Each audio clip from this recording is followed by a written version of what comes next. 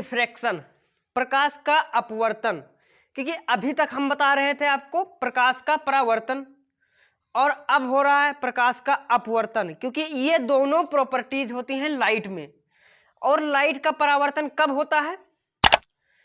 Light का परावर्तन तब होगा जब लाइट एक मीडियम से दूसरी मीडियम में जाएगी, एक माध्यम से दूसरी माध्यम में जाएगी, ये होता है प्रकाश का परावर्तन। और अपवर्तन में क्या हो रहा था कि लाइट सिर्फ एक मीडियम से जा रही थी और फिर उसी मीडियम में वापस लौट कर आ रही थी, बट नथिंग हियर, यहां पर वो नहीं हो रहा है। यहां पर हो रहा है ये कि जो लाइट है यानी प्रकाश है तो वो एक माध्यम से दूसरे माध्यम में जाती है, लेकिन वो अपना रास्ता भटक जाती है। अब वो अपना रास्ता कैसे भटकती है? The light is go an ये मीडियम एंड फिर and go to another medium is called विचलन। तो ये क्या हो जाता है? प्रकाश का परावर्तन। अब हम यहां पर मान लेते हैं यानी अपवर्तन, जिसे क्या है कि निर्वात, यानी निर्वात क्या होता है? हवा में प्रकाश की चाल कितनी होती है? 3 × 10⁸ किलोमीटर पर सेकेंड, यानी 30 लाख किलोमीटर एक सेकंड में जाती है। 30 लाख किलोमीटर एक सेकंड में जाती है, लेकिन कहां जाती है? किस पर चलती है? सिर्फ निर्वात में चलती है, निर्वात में चलती है। लेकिन अगर जो हम उसी को किसी और अदर मीडियम में भेज दें, जिसे पानी में भेज दें, तो पानी में प्रकाश की चाल कितनी हो जाएगी? पानी में प्रकाश की चाल, the light speed in water, प्रकाश की चाल तो वहां पर हो जाती है 2 × 10⁸ किलोमीटर सेकेंड, यानी 20 लाख, सीधे कितना घट गया? 10 लाख किलोमीटर सेकेंड घट गया। लेकिन और अगर जो हम उसी को कांच में भेज दें, पेट्रोल में, डीजल में, केरोसिन में या फिर शहद में यानी हनी में, तो इन सभी में उसकी चाल अलग अलग हो जाएगी, क्योंकि जो प्रकाश है, प्रकाश सिर्फ निर्वात में 30 लाख किलोमीटर पर सेकंड के स्पीड से चलता है, but not other medium is light speed is 3 × 10⁸ kilometre पर सेकेंड एट द वेरिएबल, वहां पर वेरिएबल हो जाती है, परिवर्ती हो जाती है, लाइट की स्पीड भिन्न भिन्न हो जाती है। तो ये होता है अपवर्तन।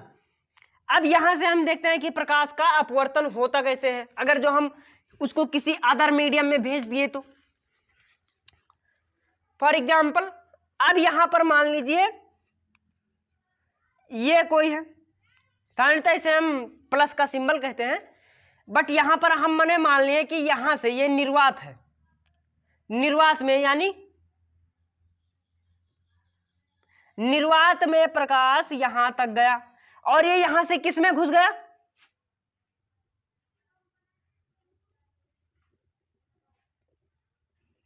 यहां पर मान लेते हैं पानी है और फिर ये इसका क्या है? ये इसका नॉर्मल है। तो अब ये यहां पर जाएगा और फिर इस तरफ मुड़ जाएगा। लेकिन ऐसा क्यों? But why? तो ऐसा इसलिए होता है क्योंकि प्रकाश जब निर्वात से किसी ऐसे माध्यम में जाता है जहां पर उसे जाने में थोड़ा दिक्कत हो, तो उसे उस माध्यम को हम कहते हैं डेंसर। ये क्या है? डेंसर यानी सघन।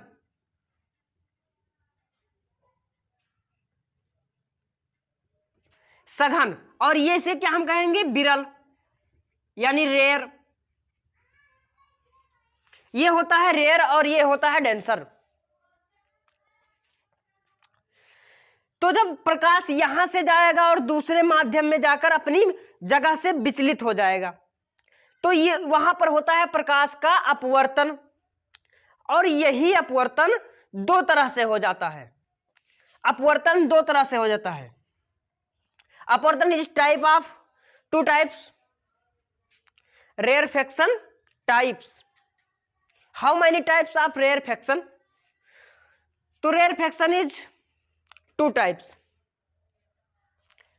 एक होता है सापेक्ष अपवर्तनांक और दूसरा होता है निरपेक्ष अपवर्तनांक। सापेक्ष और निरपेक्ष में फर्क क्या होता है? तो इतना समझ में आ गया ना कि प्रकाश का अपवर्तन कब होगा, यानी प्रकाश एक माध्यम से दूसरे माध्यम में जाएगा और वो अपने सीधी रेखा से, प्रकाश किस तरह से चल रहा था, एक वो सीधी रेखा में चल रहा था,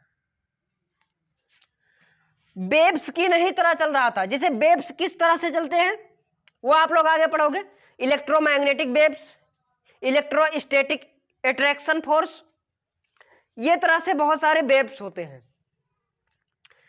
तो वेव्स किस तरह से चल रहे थे? साउंड का वेव देखा है, यानी जो आवाज होती है, आवाज जैसे स्पीकर का होता है, स्पीकर का, स्पीकर की जो वेव्स होती हैं वो इस तरह से निकलती हैं, यहां से फिर ऐसे, इस तरह से वो चारों तरफ फैल जाती हैं। लेकिन प्रकाश वेव्स की तरह नहीं चलता। हाँ, कभी कभी चलता है, मैं ये नहीं कह रहा हूं कि हमेशा प्रकाश सीधे में ही चलता है। अगर जो सीधे चलता तो हमारे घरों में उजाला नहीं होता, सिर्फ प्रकाश की किरणें जिधर जाती उधर ही उजाला होता, यानी लाइट होती। लेकिन प्रकाश चलता है वेव्स की भांति, पर वो हर जगह नहीं चलता, हर जगह वो नहीं चलता। तो कब चलेगा ये? प्रकाश सीधी रेखा में ज्यादातर चलता है, इस तरह से उसका एक माध्यम होता है। प्रकाश को हम मोड़ तो सकते हैं, वो मैं आपको मोड़ कर दिखाऊंगा। प्रकाश को हम मोड़ सकते हैं, बेंड कर सकते हैं, लेकिन यहां पर वो वेव्स की तरह नहीं चलता, वो सीधी रेखा में चलता है। बट यहां पर क्या हो रहा है, यहां पर प्रकाश सीधी रेखा में आ रहा है, लाइन में, बट यहां पर ये अपना रास्ता भटक गया, विचलन हो गया, विचलन हो गया ना, तो यहां पर ये क्या होगा, विचलन कोण।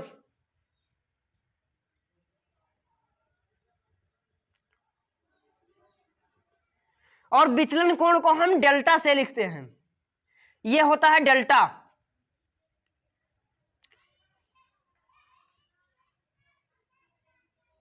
डेल्टा ये सिंबल है, ग्रीक वर्ड, तो ये सिंबल होते हैं विचलन का। तो प्रकाश का निरपेक्ष और सापेक्ष क्या होता है अपवर्तनांक?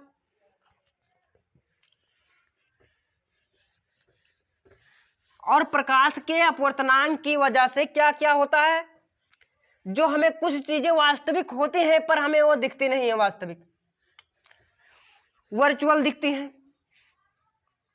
फॉर एग्जाम्पल, अब यहां पर आपको कुछ चीजें मिलेंगी, जैसे यहां पर ये क्या है, ये इसमें पानी लिया है, एक बीकर है और इसमें पानी है, पर अगर जो हम इसमें एक सिक्का डाल दें इस तरह से, ये सिक्का, तो ये तो है अपने वास्तविक स्थिति में पूरी तरह से तल को पकड़े हुए है, बट वो हमें दिखा नहीं रहा है कि हम पूरी तरह से पकड़े हुए हैं। यहां पर ये थोड़ा सा ऊपर की ओर दिख रहा है कि हम भाई थोड़ा उठे हुए हैं। और क्यों उठे हुए हैं? क्योंकि जो लाइट है वो रियल में उठा तो है नहीं, रियल में नहीं उठा हुआ है, हमें सिर्फ दिख रहा है, आभास हो रहा है। लेकिन क्यों आभास हो रहा है? क्योंकि जो लाइट है, अब यहां से जो लाइट, सबसे पहले लाइट इस पर गई, यानी ऑब्जेक्ट पर, ऑब्जेक्ट से फिर हमारे आंखों तक गई, फिर उसके इतने बीच में यहां पर क्या है, इस डेंसर माध्यम है, डेंसर मीडियम, रेयर मीडियम से लाइट आई और डेंसर में गई, फिर डेंसर से रेयर में आई, तो फिर वो अपने जगह से विचलित नहीं होगी। अभी मैंने यहां पर आपको क्या बताया कि प्रकाश परावर्तन में क्या होता है कि वो एक जगह से यानी अपने जो लाइन से होती है वो विचलित हो जाती है। तो ये हो जाता है प्रकाश का अपवर्तन। तो यही हो रहा है यहां पर, प्रकाश का अपवर्तन ही हो रहा है। और इसी कारण से हमें ये कैसा दिख रहा है, थोड़ा उभरा हुआ। जैसे समतल में ऐसे रखी है तो थोड़ा इस तरह से हो जाती है, उभरा हुआ यानी थोड़ा उठा हुआ। तो ये हो जाता है प्रकाश का अपवर्तन। और यही अपवर्तन दो तरह से हो जाता है, सापेक्ष और निरपेक्ष। तो हम देखेंगे कि सापेक्ष अपवर्तन और निरपेक्ष अपवर्तन क्या होता है। सापेक्ष अपवर्तन, निरपेक्ष अपवर्तन देख लेते हैं।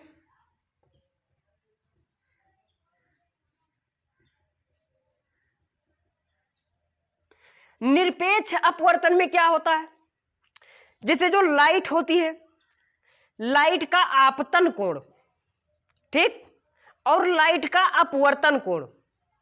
आपतन कोण मतलब इंसिडेंट रे और रिफ्रैक्टिव रे। यहां पर मान लीजिए ये कोई है,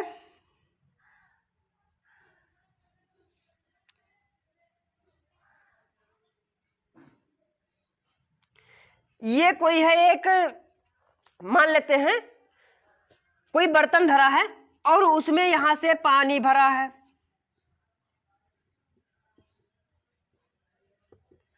पानी भरा है।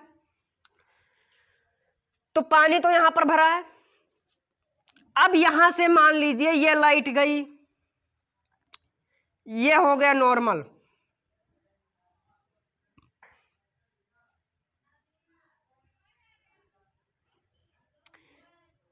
ये गई लाइट, ये गया नॉर्मल।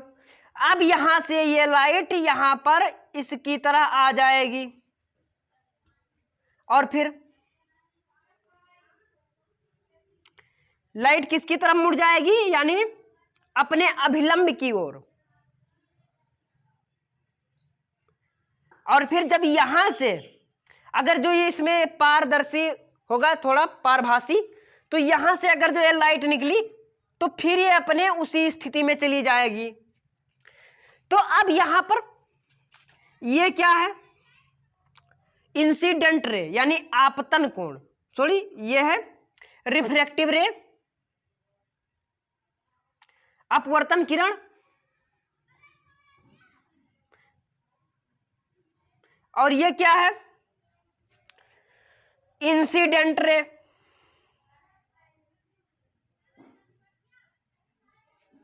रिफ्रैक्टिव को आर से लिखते हैं यानी स्मॉल आर, और इसे हम लिखते हैं स्मॉल आई। तो इसका अपवर्तन यानी जो अपवर्तन आपतन कोण, इंसिडेंट एंगल और रिफ्रैक्टिव एंगल के अनुपात को हम निरपेक्ष अपवर्तनांक बोलते हैं। जिन्हें ना समझ में आया हो कमेंट कर दें, और जो नए हो चैनल को सब्सक्राइब कर दें।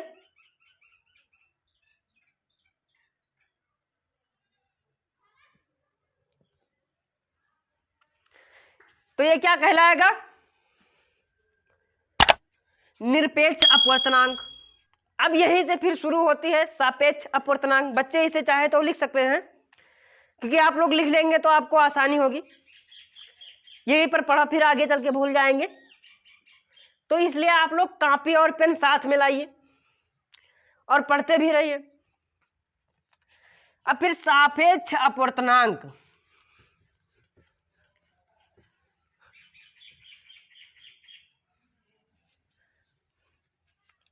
सापेक्ष अपवर्तनांक क्या होता है,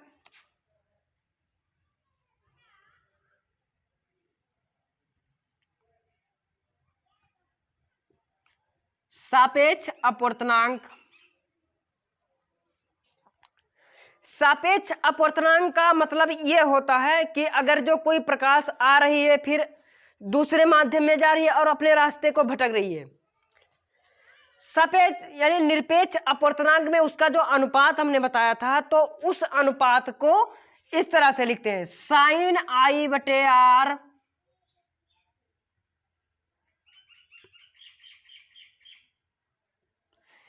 क्या कहा था, उसकी ज्या साइन, यानी निरपेक्ष में क्या हो रहा था कि जो आपतन कोण की ज्या है और अपवर्तन की ज्या है, तो उसका अनुपात यानी उसका रेशियो निरपेक्ष अपवर्तनांक कहलाता है।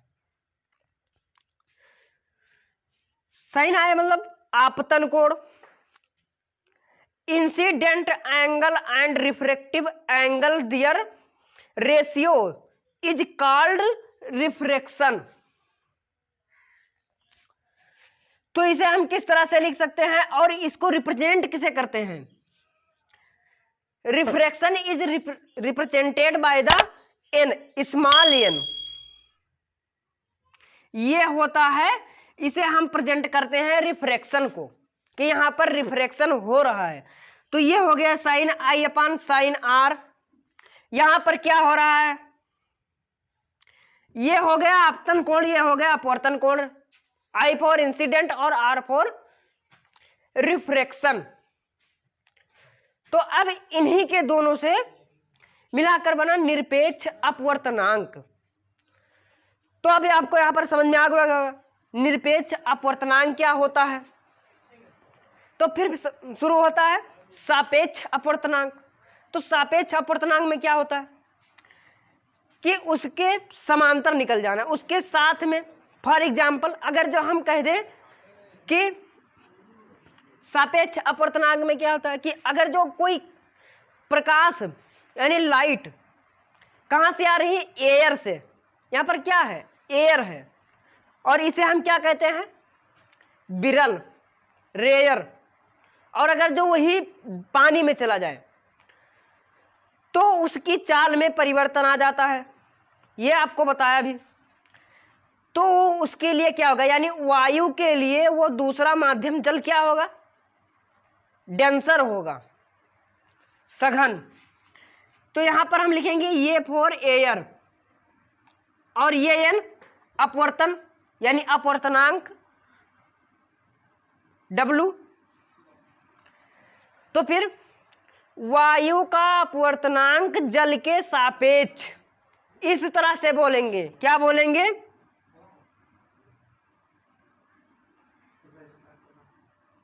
यहां पर बोलेंगे जल का अपवर्तनांक।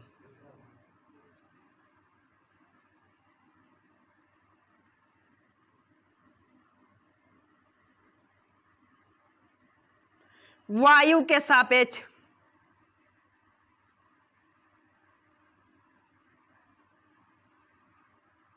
इसी तरह से अगर जो वायु से जो आ रही है किरणें, प्रकाश किरणें यानी लाइट रे किसी कांच में जा रही हैं, तो वहां पर कैसे लिखेंगे,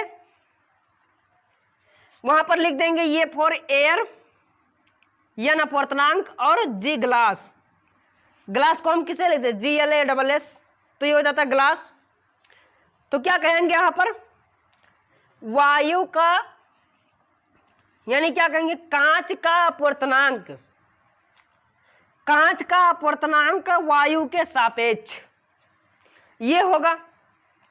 लेकिन अब यहां पर अगर जो आपको अपवर्तनांक निकालना आ जाए तो आप क्या करेंगे, न्यूमेरिकल, आंकिक प्रश्न, न्यूमेरिकल्स वैल्यू। तो आपको वहां पर न्यूमेरिकल्स भी दिया जाएगा कि अगर जो इसमें कितनी होती है चाल, यानी जो विरल होता है। अब यहां पर विरल और सघन दो तरह से हो जाते हैं।